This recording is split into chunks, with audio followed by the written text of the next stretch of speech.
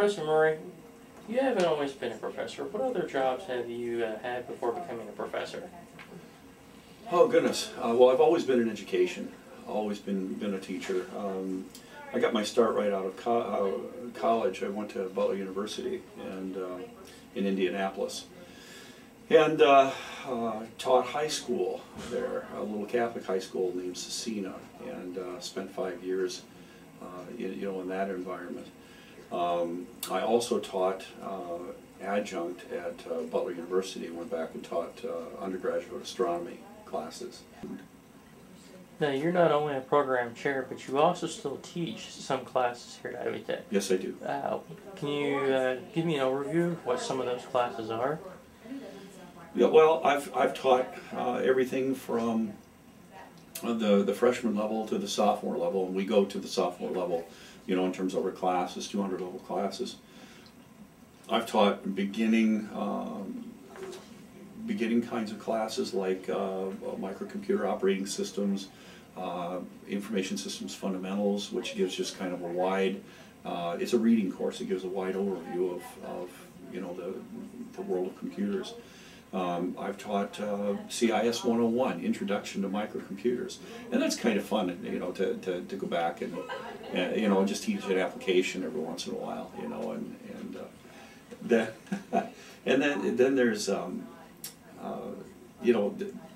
of the more intriguing classes that I teach are Introduction to Networking, which is no introduction at all. Basically, you throw your students to the lions trying to prepare them for the CompTIA vendor test, in Network Plus. So there's a lot of things to cram in people's brains, in that short amount of time.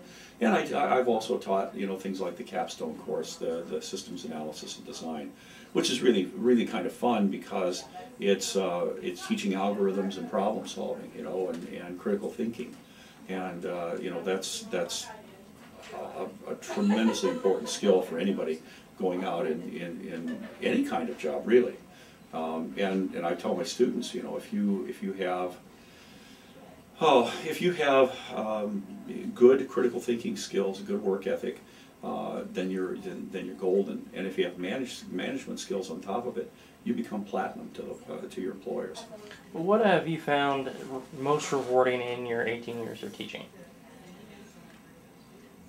The most rewarding thing. And not only here, but also in your former job as well. I would have to say the money. It's all about the money. No, obviously not.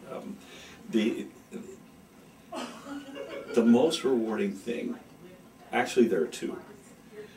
The first thing is being in class, and there's nothing better than being in class. There's nothing better than being a teacher. And to explain a concept and then watch the light bulbs turn on, watch people get it. And when they get it, that's just a real rush for me. And the other thing is kind of tied to that, and that's every May when I have the privilege of sitting in the chair and watching my students stand up and go across the stage and get their diplomas. That's very rewarding. Well, and there's probably three things now that I think of it, because there have been a couple of people, former students, who have come back to me, and I've told them. I tell them in the last class that I have with them, the best thing that you could do for me is to come back with a business card, that you're working, gainfully employed, and doing well. And I've had a couple come back and lay their business card on my desk, and that's been a thrill.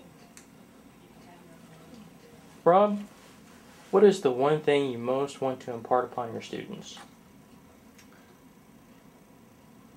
The one thing that I'd like for my students to leave with, actually, I can't answer that question because there's not just one thing. There's two.